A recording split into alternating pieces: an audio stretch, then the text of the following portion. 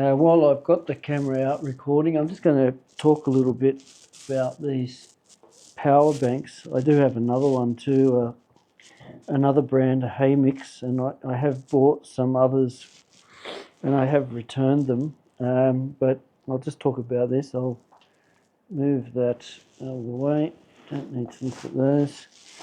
Okay, so what I noticed straight away with these, the screen on this one here is quite good when you're powering it up. When you're charging it, it gives you a lot of information. I haven't tried this one yet, but I was just going to quickly talk about, with these power banks, the size of them. I will do another one later with my other power bank and some of the older ones. But if you look at this one looks smaller on the table, but when you turn it sideways, it's significantly thicker. So you might want to think about where you're going to use these things depending on what the size. Now, the output, I believe it's very similar. Actually, I think this one here is 25,000 milliamp hour. This one, you're talking about 27 milliamp hour, 27,000. So they're virtually identical, but yeah, with that shape, you may want to think about, I can see times where one may be preferable and other times where the other one may be preferable. The other thing which I wanted to talk about with these is, okay, with a lot of, let me get those lined up a bit better. That might be a bit better. With a lot of things that you're probably going to charge today, for instance,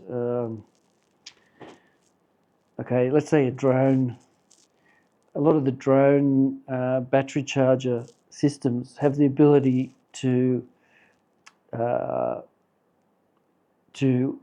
put out power as well as to charge. So you can use the battery bank, say, off your DJI drone with the batteries plugged into it, and you can actually use that to power up your phone or power up some other USB device.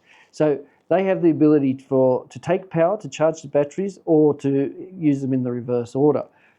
Now these power banks have the same function, but what I've noticed with most of them, if you put them with, say, like what I was talking about, the DJI or any other type of thing that has the same function where it's got a reversible power supply, and you use it with these, it confuses the electronics. Now, I haven't tried this one.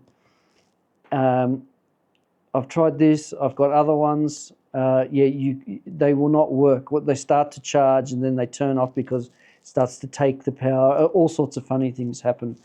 So part of the reason why I liked this brand and why I got a second one to try out is because you've still got a 45 watt output from USB-C, which is pure out. So there's no in. So you use this on your drone, you know that you're going to be able to put whatever this is holding into your system. So that's why I've got these. This one's a 140 watt output. So if you're charging, I don't know what you'd need for 140 watt. Maybe a laptop, maybe you'll get 100 watts on some laptops now. Probably in the near future, you'll probably get a lot, even with the 140. I could see maybe using the 140, you might put a USB-C in there and have a hub, which then feeds a couple of things which add up to 140. That may work. But yeah, I'd probably never use that much. To be honest, probably most things are only going to be like 65 watts and maybe 80 watts maximum.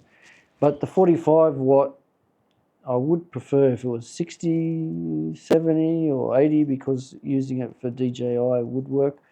So I would say to these manufacturers, if any of them were listening, which they probably won't, but they may, this is a good idea, but maybe have a switch or something so that you can enable your 100-watt or whatever, so it's only one direction. You may not always want it to be reversible. So if I want to just pure output so that it will not accept something in, either provide some sort of switch or software or something, or provide another much higher output or two. Maybe you could have a 40 watt and a 140 watt here.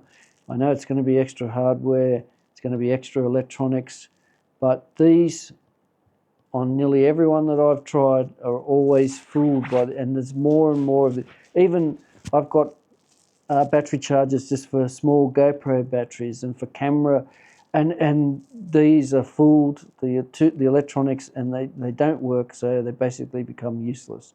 So then you're only left with these two ports, which seem fine, but you're marketing this as a 100 watt or 140 watt item with a large capacity, and you can never get it. So that's something for everyone to watch out for. So think about what you're using these for. If it's got some of them are almost useless because they only have this, and then you've only got an 18 watt USB-A out, and if you need much higher output, like even for a decent phone these days, those power banks are useless. If you get in that situation where they come across something else with reverse flow, they just it doesn't work. So yeah, just something to be aware of.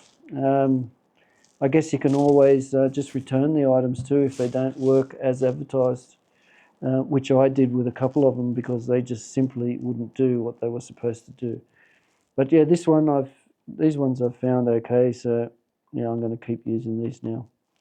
Thanks for watching. If you've got any questions, yeah, leave them in the comments and I'll try and help you out. Cheers.